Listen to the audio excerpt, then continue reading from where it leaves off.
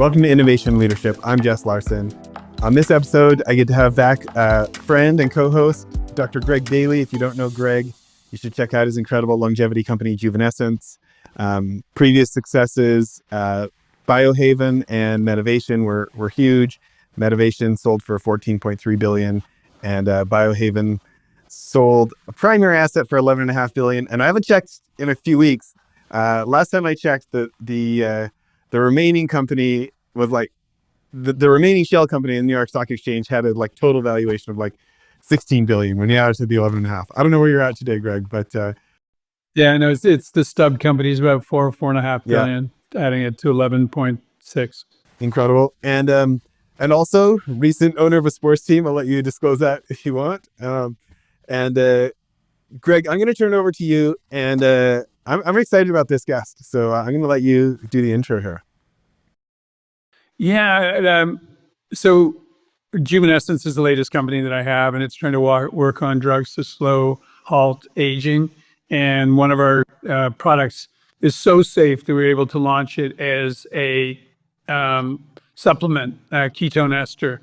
And through that, we had the pleasure of meeting Tom and his really exciting two companies, Red and Blue, which I'll let him explain, to help us with our launch and how we think about marketing. I was so impressed with some of the incredible programs that he's done that I thought it was exciting for us to bring him on the podcast. And we can touch on longevity and investing in biotech, but really it's about just how one should think about, if you were launching a company, a young entrepreneur, how you should think about the marketing strategy side of the equation.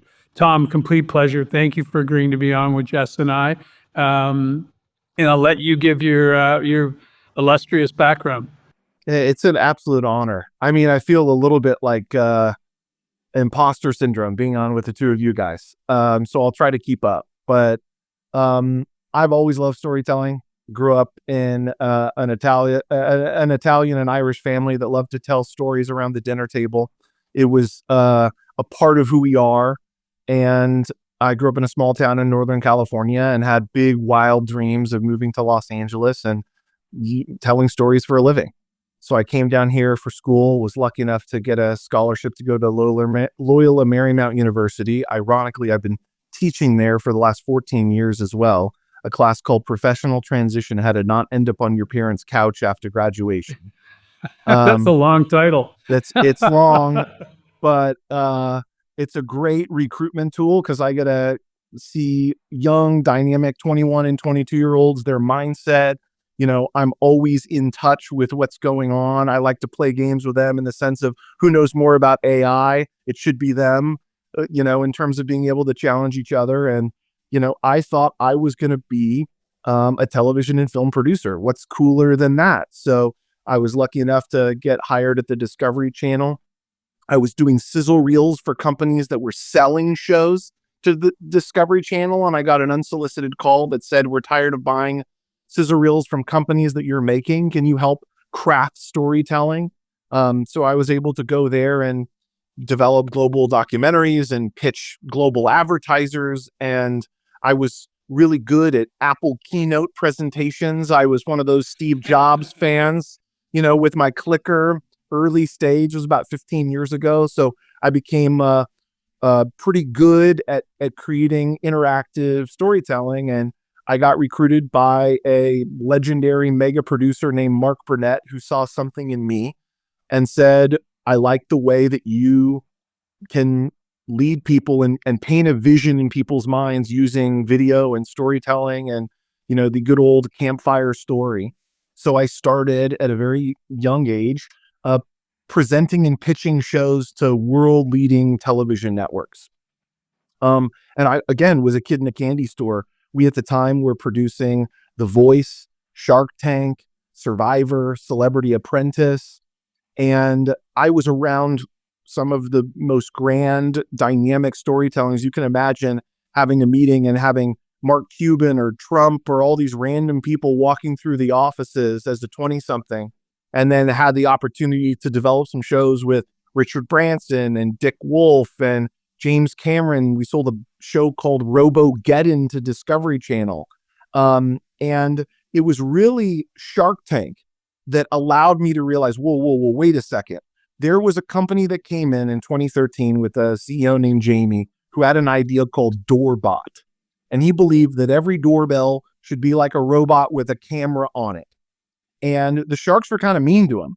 They didn't cut a deal with him, but Richard Branson saw the show as well as Goldman Sachs, and they went from being in a garage near bankruptcy to 5 years later selling what became Ring to Amazon for $1 billion. And I started realizing, whoa, wait a second. Storytelling can drive outcomes that are far greater than even getting people to watch TV shows. A little known tidbit in terms of The Apprentice in early seasons. It was the biggest global business show when it premiered. And in season 2, there was this upstart startup that didn't have enough cash that wanted to come in and offer equity for integration in the show. But Mark Burnett and Donald Trump were making lots of money from Pepsi and all these mega corporations that were buying integrations into the show. So they declined, and that company was worth around $10 million in terms of their valuation at the time. So they went and said, we're going to hire contestants on the show from season 1 to be kind of advocates for uploading your resume online. And that company was LinkedIn. And some of the contestants, the best business moves they ever made were getting warrants in LinkedIn for being essentially pseudo advocates. And I was looking at all these things, simultaneously looking at advertising and realizing, wait a second, you're paying $30, $40 per 1,000 viewers on advertising. You can't track it. It's a declining business, whereas this new crazy upstart Facebook started allowing people to advertise at much lower costs with better trafficking or better targeting, lower cost. And I realized I'm never going to be as successful at Mark Burnett or Donald Trump or Mark Cuban doing what they did. I knew I wanted to be an entrepreneur and carve my own path. So I realized, what if I set out to become the best business storyteller imaginable?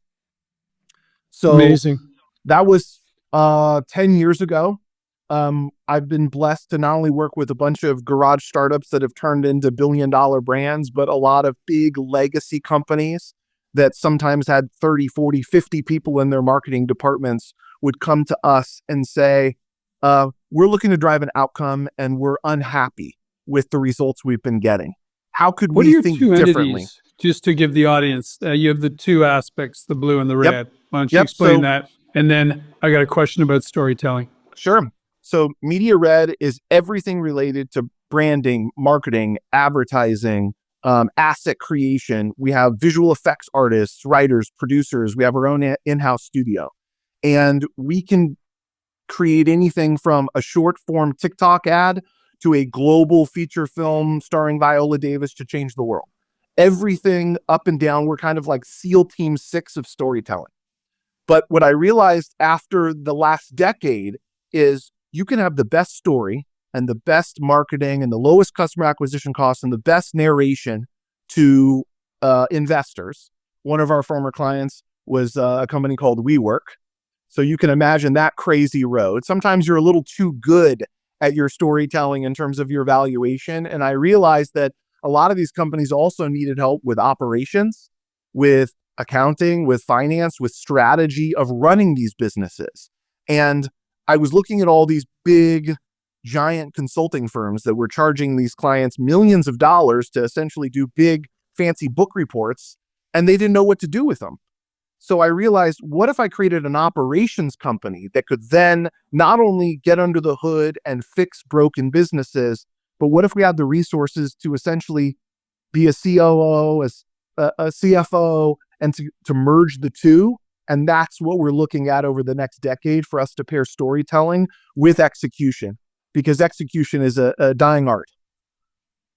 You were telling a young entrepreneur of a few salient points as to how to be a great storyteller. What would be your lesson to them? These are the things the way you should think about it.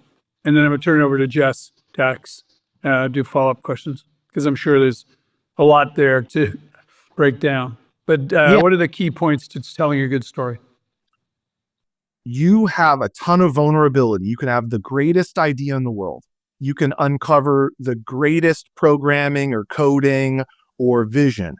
But half of your job, if not more, is conveying that to your employees who have to follow you, to your investors who are trying to understand what you're even talking about, to the broader market.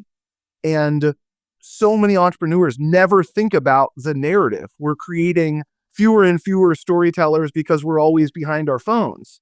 And if you have that superpower, the way that a Steve Jobs or an Elon Musk does, and you pair it with that brilliance, you're going to go a lot faster. And it's a vulnerability because how many times have we seen people in rival sectors or rival companies that maybe are good at storytelling, but maybe don't have the intelligence or the honesty behind them? So you have to train yourself in the way that you communicate in terms of your elevator pitch. You have to practice just as much on your pitch to raise money as the financials and the strategy that you're putting in your pitch deck. And that's where we can help. And that's a dying art. But I think the better you get at that and the sooner you can get over the discomfort of communicating your vision, the faster you can grow and accelerate to keep your business alive and hopefully turn it into a world-changing company. I'm going to pop one aspect to that. The number of times people come and they pitch me on a biotech opportunity or outside of biotech as well. And they say, this is why you need to invest because this is a great product and this is what we're going to do. And I'm like, no. Tell me how you are going to make me an extraordinary amount of money and why I should invest in your entity. I don't think people, so many entrepreneurs think about building their business, and instead of what the message is, the person they're talking to an investor, it's how you're going to make them a lot of money. To your team, it's how you should be inspired and excited to come into work. A totally different message. Jess, what do you got for me? Well, I'm happy to double down on that same subject of knowing your audience. Tom, let's stick with investors. I saw some of the Kickstarters at Mythical, or I can't remember what that company is called. This is something that you've thought a lot about. When you think about this idea that Greg brings up, storytelling, people define it so differently, and you think about like the story arc and the idea of like giving people the emotional ups and downs and this feeling of like overcoming struggle or this kind of emotional reaction in addition to the logic. When you think specifically about speaking to investors, how would you adapt some fundamentals of storytelling for that audience?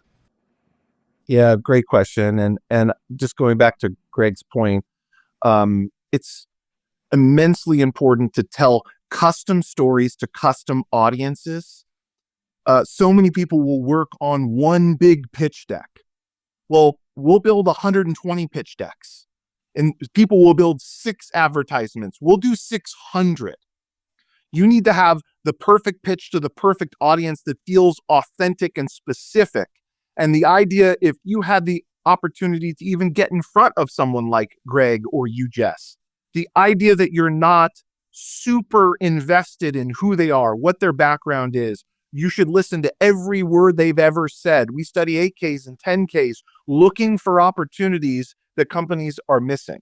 So, when we think of storytelling, it sounds kind of this Hollywood, I call it tingle moments on the arm, right? But maybe explaining why the total addressable market is so much grander in terms of what you're pursuing. Why should the multiple be 12 times rather than 7 times? Articulating things that you would learn at getting your Harvard MBA. How do you do that in a digestible format? We employ some of the best visual storytellers in the world to create charts and graphs on steroids. Seeing is hard when you're just in a pitch deck and people are glazing over.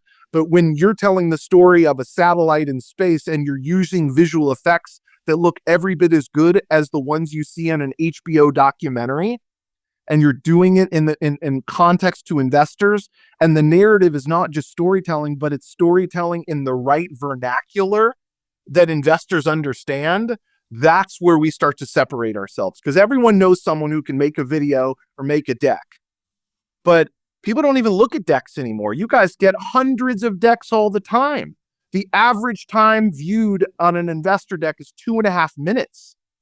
You better tell the perfect story using audio and visual dynamics to hook someone in for 2.5 minutes, so you can get 23 minutes for them to actually dig in to whatever it is that you're projecting. Yeah, it makes so much sense. Let's talk about your story a little bit. I mean, there's so many folks who have had a great job, worked at Goldman Sachs, worked at, DreamWorks or Paramount, and then they go out to do their own thing, and it doesn't pan out. And, here you are 11 years later and doing better than ever. Talk to people about one of the biggest things you had to overcome early on. Like, did you have any near business death experiences? Oh, I mean, I love listening to podcasts and listen to autobiographies and biographies of the world's most successful, dynamic human beings. And every single week and month, they're dealing with obstacles. It never goes away. Look at Greg. He sold all these companies for billions and billions of dollars. He's like, yep, that's what it's like. You have to be comfortable in extreme discomfort. Signing the back of checks is different than signing the front of checks. And a lot of people think they like the idea of being an entrepreneur. You pay yourself last, you risk everything. And I was lucky because I never sought out to be an employee. I had a decade of being an employee so I could learn from proximity of world-class entrepreneurs. So it was easy for me. So when I was offered a multi-year extension and to be a senior vice president and all of this money, I looked at that and said, if I take this, I'll be too comfortable. I need to leave now. I'm at peak employment. If I get this expense account at 28 and I upgrade the car and the house, I'm just going to be on a rat race forever. Locked in. And so for me, I wasn't married. I didn't have kids. And now I have a beautiful wife and a 6-year-old and a 4-year-old. And I'm lucky that I had enough foresight to risk it before I had those things. Because if I wouldn't have taken the risk 10 years ago and bet everything, I might be too comfortable. And it gets harder and harder when you have, school and life and mortgages and savings and parents getting older. It's very important that you step into that, because being a half-ski entrepreneur is not going to go well. And, I was always an entrepreneur, from lemonade stands to Beanie Babies. It's in the blood of who I am. I just had to get enough experience to make sure that I was ready to sign the front of checks. And I also did it a little bit differently. I saved up all my money. I bought Apple stock when I was a kid because I loved the keynote presentations. I started in high school when I was 14.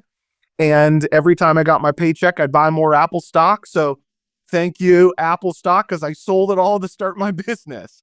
And I did the long road, which is I've never raised $1 of capital from any outside partner. We help companies do it left and right, but that's, the second you take $1 from someone, especially if you're like me, where you want to turn that into $10, they have the right to call you and ask about it all the time. And believe me, they're going to. So it's a lot easier when I'm saying, hey, I'm betting my own money and I'm willing to live and die by my own sword. And if you can survive long enough and protect that equity, I think it allows you to pivot and to be able to move when times change. I've had to reinvent my business multiple times over. If I was just a production company, Hollywood, I've been watching your podcast, Jess. You've been talking a lot about the decline and shift in Hollywood, right? If I wasn't thinking about different ways to offset, I have to be cash flow positive every month. Yeah. Greg, on all of our interviews here, I never asked you this question. You're an emergency room doctor. I mean, you've reached peak mall approval across the country, right? And after all those years and all that work, and it's prestigious to be a doctor, in the U.S. and Canada. What was one of the early trials when you decided, no, I'm going to be an entrepreneur instead of a doctor? I think Tom's nailed it. I feel for people who've been sucked in, and then now my friend who's an entrepreneur calls them white slaves. That all of a sudden you're caught in that corporate trap. And it's hard to leave, and you got the family and the bills and the mortgage, and the back of the check is so much easier. So I was fortunate, at that point in time, I wasn't married, I was single, I was able to what I like to say is step out in the tightrope without the safety net and take the shot and see if you can do it. So I think it was a time for me to step down for a bunch of reasons from emergency room. And just because I think I'd started to lose the empathy because so many people who come in are drunk and they're obnoxious, and I wasn't feeling the love anymore. So that was contemporaneous with this aspect that I could do it. I had the opportunity to do it, so I saw a window of opportunity. But it was a tough time when I stepped out. The economy was not on an uptick. So yeah, you're taking a shot, but I had to do it. Much like Tom said again, it's part of your DNA to be that entrepreneur, the Beanie Babies or whatever you did, just started out. So it was an opportune time. Yeah. Well, what kind of questions does that make you think of for Tom? I'm always mindful of the audience, and to try and give them something that'll help guide them. If you were starting up a business today, do you think, obviously you want to have a decent product? At what point do you begin to conceive your marketing strategy element? Do you build your team? Do you get your money? Do you get a prototype? Give me how you would think about it if you were starting a brand new entrepreneurial business in an app, or any or widgets. Somebody's making something. Yep. So first, I always look for clues. I need to find elements of success that are related to what I'm thinking about pursuing. There are so many stories of so many different places. Amazon's strategy is different than Walt Disney's strategy, which is different than Liquid Death's strategy. But what I like to do is say, where are there vulnerabilities where if I were able to create something or build something that I could take market share, knowing that I'm going to be competing in sectors and businesses that are 100x or 1,000x or 1,000,000x the resources and team. How can I start to clip and grab share? And from there, I think about it in the context of building a business. Is like, I don't want to say it, but if you're really about to step in and attack, it's like going to war. You're risking a lot. You're risking people's lives, their well-being, their healthcare, their future. And you need to see, who am I going to go into battle with? And so many founders will take a friend or someone. You need to say, hey, if I'm in the darkest times, who do I want with me? Who's going to be there to back me up? Who do I need on this team? It's not me, it's us. And I need a team that can attack, that is better in every way, shape, or form. When it started, I didn't have anyone. I didn't have any money. So I had my brother and my college roommate of 4 years. I knew they were loyal. I knew that they had heard enough from me to say, hey, if we're willing to quit our jobs and follow this guy, that there was enough there. But as you get more and more resources, every person you bring onto the team is vital. And I'm not interested in building 1,000-person company. I've worked with too many 1,000+ people companies to realize how much inefficiency and bureaucracy and waste. I don't speak middle management. It's not my cup of tea. But that means everyone from my coordinator or an assistant to my number 2, I want them to be battle tested. And if they're not battle tested, I want them to have the ethos inside of them to grow and to become dynamic in whatever it is that we're pursuing. And it's a lot of investment. They have to get uncomfortable. They have to be comfortable with the discomfort, because that's what entrepreneurship is. Jess, same question for you. You had a corporate job and you stepped out.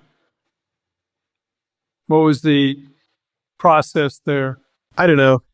I like I had dropped out of university already. I was going to draw for the movies. Um, so I was in art school, and I had already dropped out to be an entrepreneur and just having day jobs. I'd have a sales job during the day and try to work on businesses nights and weekends. And I had this sales training company. I quit Black and Decker full time to go work to partner up with my old sales training boss, and we went out of business. And I was like, I'm making enough sales for us to be in business, but we're not in business. There's something wrong here. Like, I don't know enough about money. So I called this headhunter who got me the job at Black and Decker and said, I need a job in money. Like, that's the thing. So, a miracle, I got into this investment banking team in mergers and acquisitions at Citi. And what was interesting about it was now I all of a sudden had the respect from all these aunts and uncles who had been pretty critical about dropping out of university, right? And it's this big job, prestigious. At the time, Citi was the number one M&A shop in the world for mid-market, so 500 million in a year and under. And the thing about it was great. I went from making the previous year, my day job was making $17,000 a year at the Yellow Pages selling ads. And, this year I'm making 120 grand a year. As a 23-year-old, to me, that was a big jump. Right. And, but it was painful. Greg, you're from Canada. I found out that for the first time in something like 30 years or 40 years since the start of Shoppers Drug Mart. So, Tom, that's like CVS in Canada, okay? And 80% of the Canadian population lives within 20 minutes of a Shoppers Drug Mart. So I found out for the first time, all these locations were going to be allowed to sell because the structure before, none of the location owners were allowed to sell. And I went to management, I was like, guess what? Nobody knows this yet. Every Shoppers Drug Mart just became for sale. I mean, some of these people own these for 20, 30 years. Like, there's going to be so much pent up demand. Like, this is a golden opportunity. Look at, we're such a big shop. We could do this en masse. Like, we could do a roll up for somebody, all this stuff. And, talking about speaking middle management, they looked at me, patted me on the head and say, Jess, we didn't ask you to find that. Go back and do what we said. And it was just like, nails on a chalkboard. It's like, are you kidding me? And because they weren't paid to think, they were paid to paint by number. And so they certainly weren't going to let me do any thinking, is go back and paint by number. And, so things like that made it a lot easier. Yeah, I mean, I think it's so freeing to be in a place where you get to live and die by the sword. A lot of people their entire careers is keeping their head down. I'd rather live and die by it.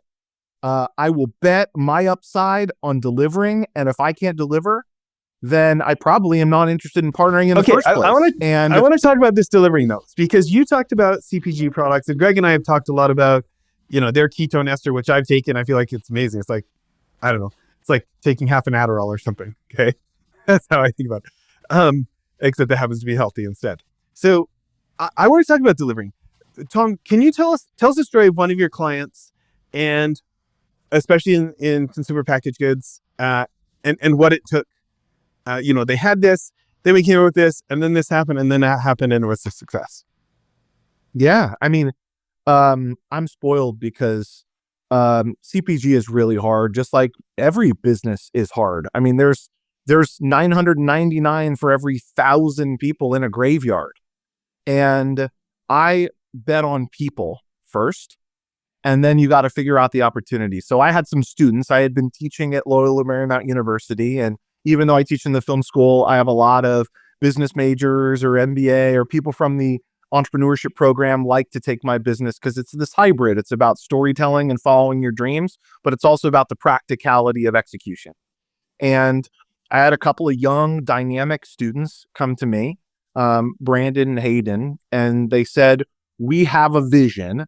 We want to go. And Brandon had been interning for the Arizona Diamondbacks and saw that a lot of baseball players were drinking Pedialyte that's made for babies, for kids. And they said, this is crazy. The hydration, Gatorade and these other products aren't delivering enough in the hydration market, and everyone's drinking Pedialyte. So they came up with this idea that was a class project that they wanted to pursue and turn it into a business. And they had shifted, they were in bottles, but the cost of producing plastic bottles when you have no scale is impossible if you're trying to compete with the big dogs.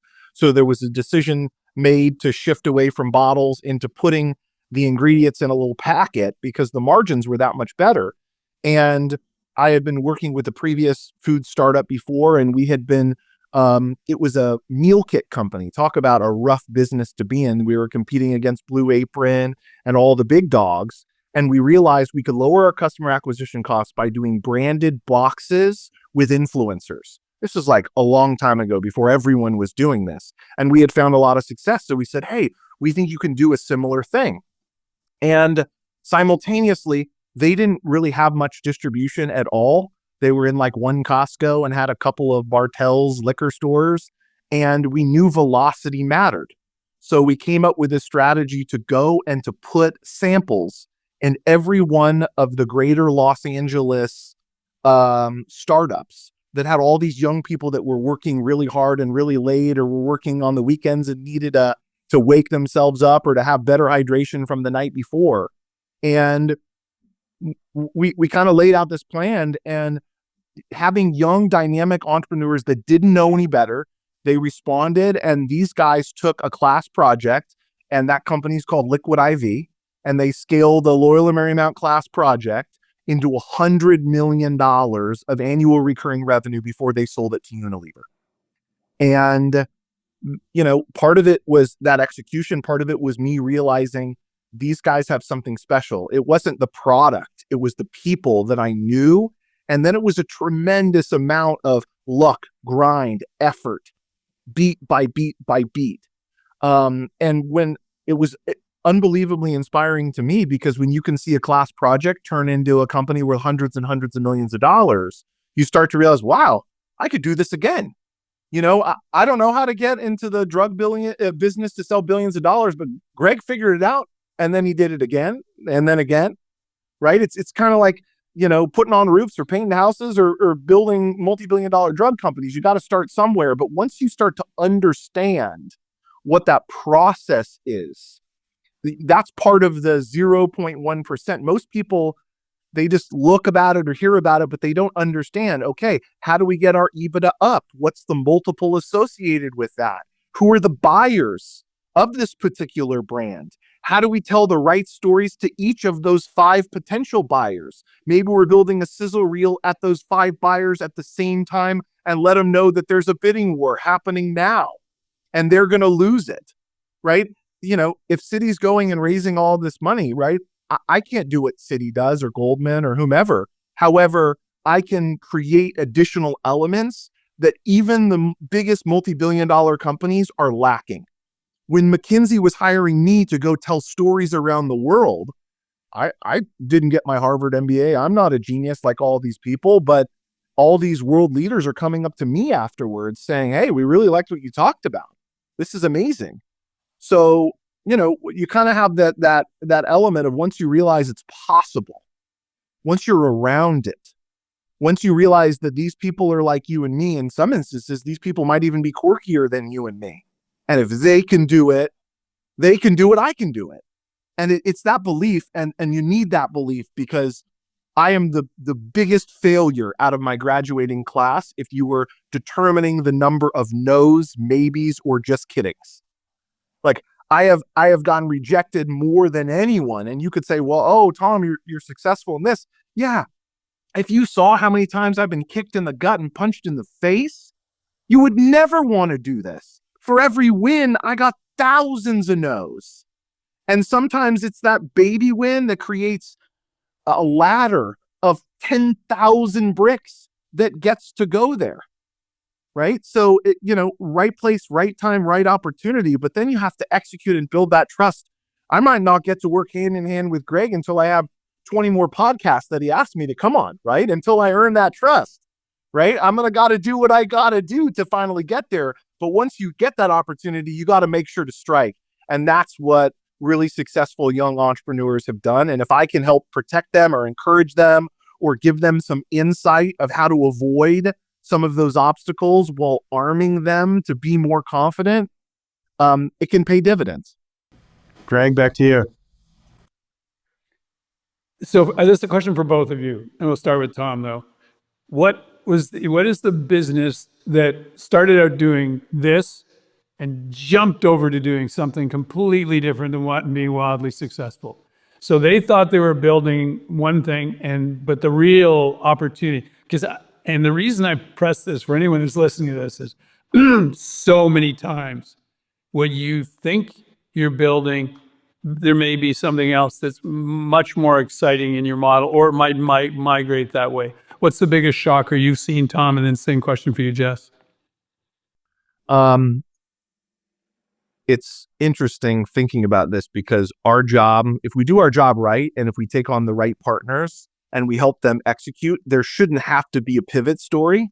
So I don't have a ton of pivot stories because when we get our hooks in, we need to execute the mission. And but if they may I have don't, started out doing something else, Tom, and you were the one that caused them to pivot.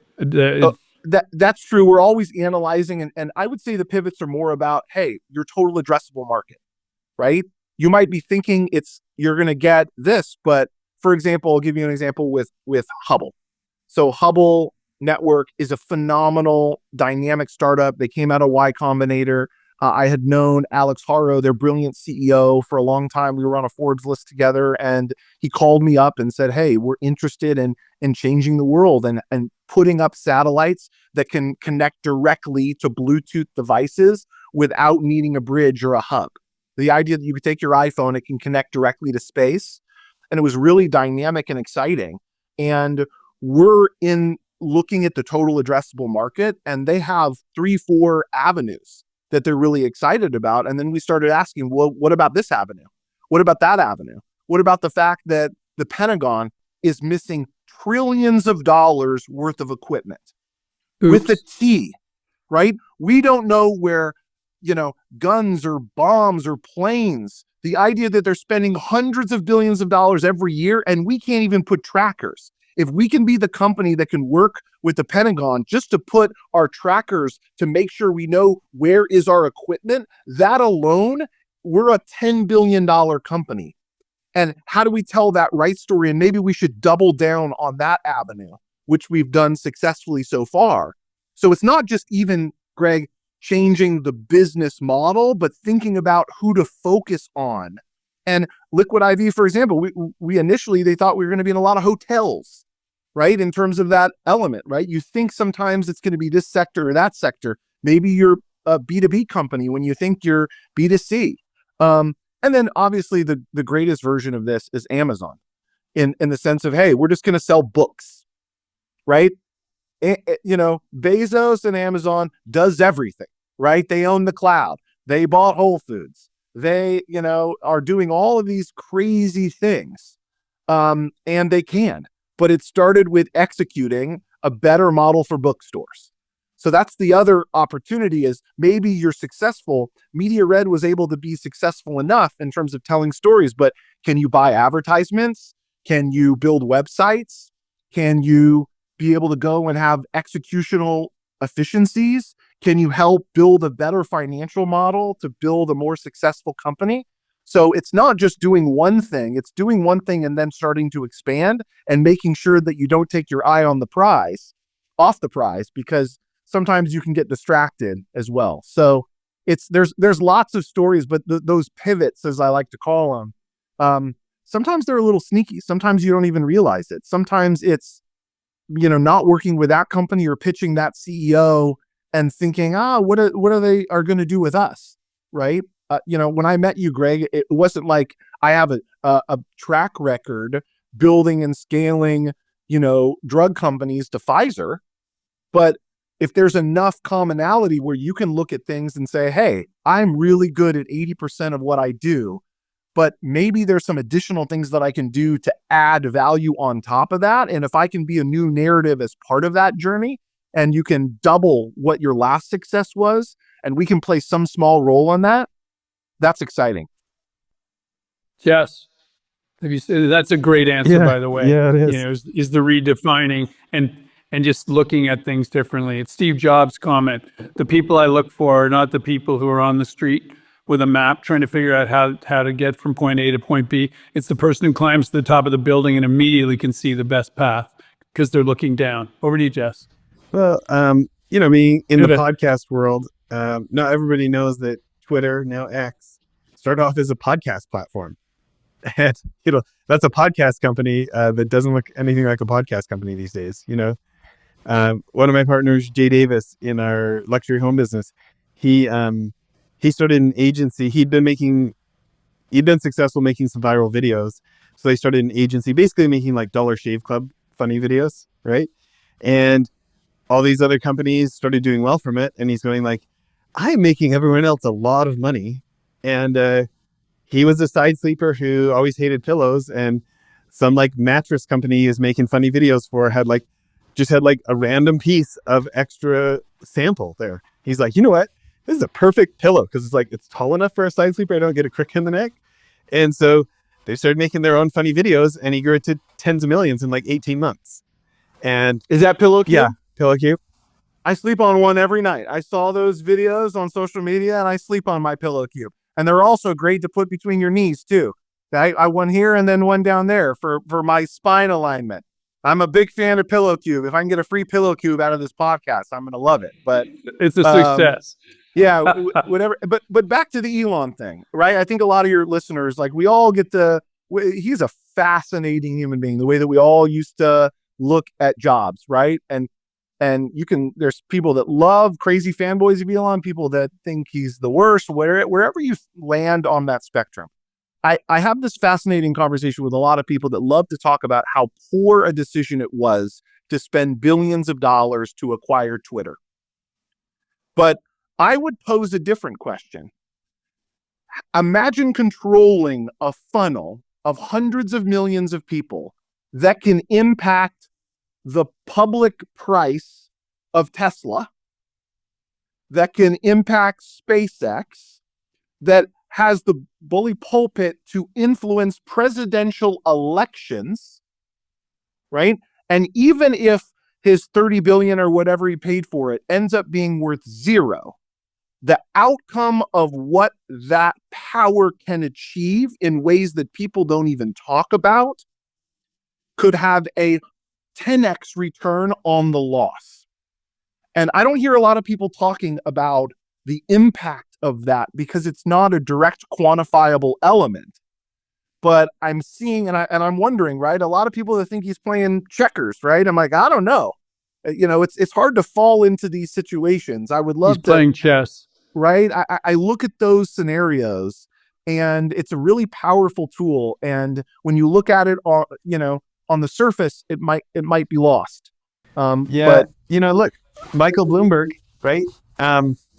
His net worth just went out. I think it just went to over the 100 billion mark, 104 billion just recently, right? And he's got this big giant media company that makes hardly any money, and it makes it incredibly easy to sell everybody a lot of computers, right? Those Bloomberg terminals.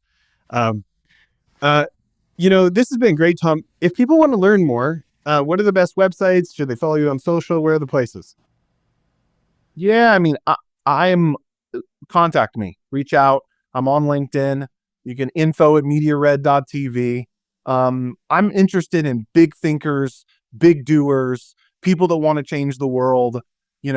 People like Greg, people like you, Jess, anyone that knows, people that are looking to reach for the stars and are looking for an accelerant. Those are the people that we're interested in getting in contact with. We've had enough success now that we've gotten hooked on the drug of scale, and we want to have impacts that are much grander than what I thought we would be impacting as a small entrepreneur.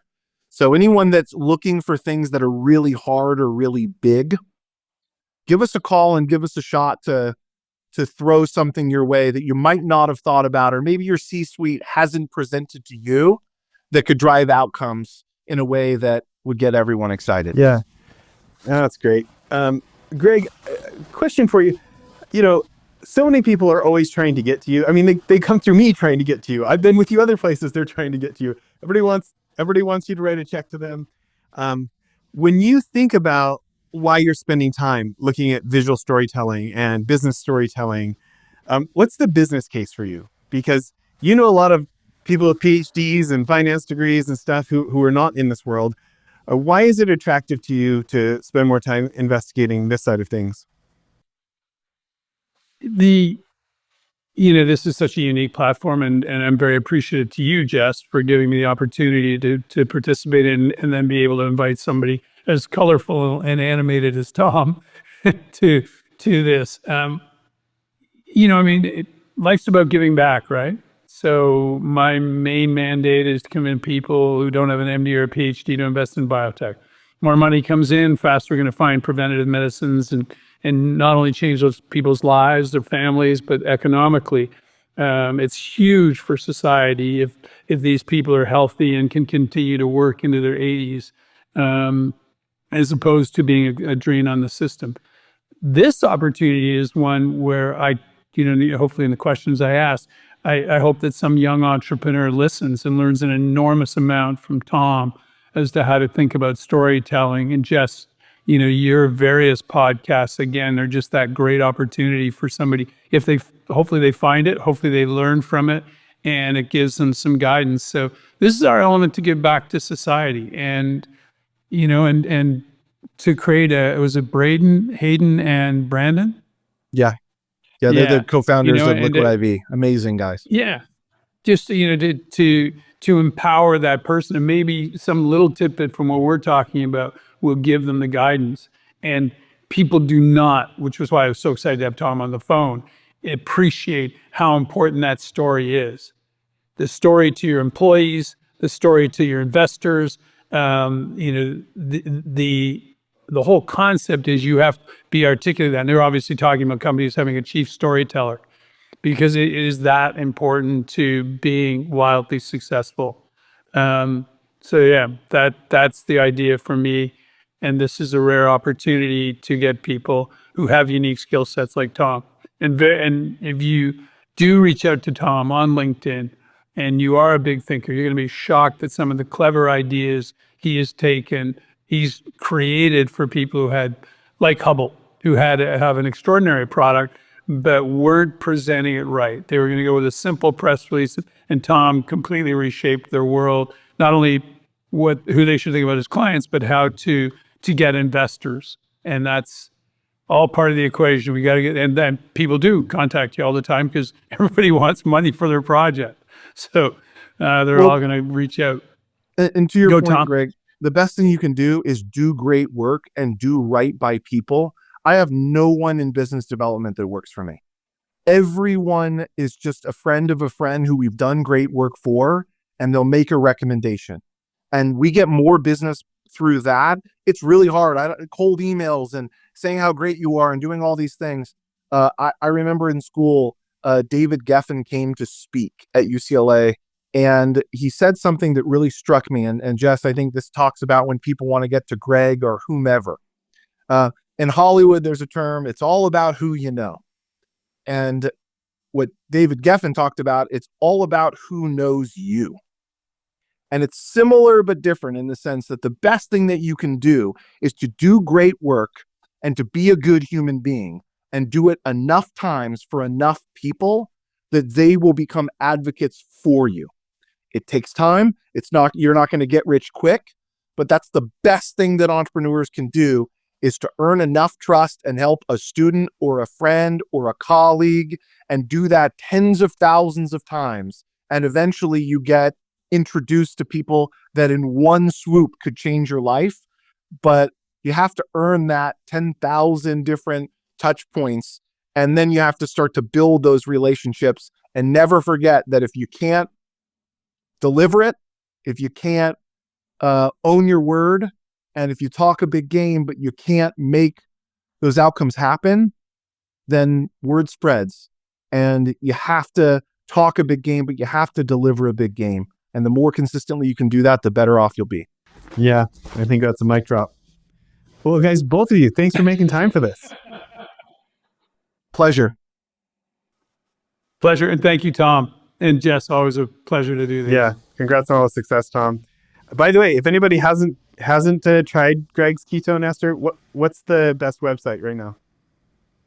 Amazon, QITONE, and hopefully, which is a powder, going back to what Tom said about liquid IV, which immediately 15 to 30 minutes puts you into ketosis. You'll stay there for 3 to 6 hours. I have some in my coffee. You guys- It's not anything illegal. It's just Greg's magic in the coffee. Do you have a package of ketone? Can you show them the blue? Do you have? I have it in don't my worry. kitchen, We're but gonna know. Okay. And then there's Headsprung, which is we pre-mix it in the coffee, so you can just pick up a can of Headsprung. And both of them, one is available, and one's coming quite quickly to Amazon. Thank you for the little pitch there. And we're looking at it best work with Tom on invigorating the sales aspect, since that's not my strength. Well, look forward to seeing those campaigns. Okay, and Thanks for doing this, guys. Bye, everyone.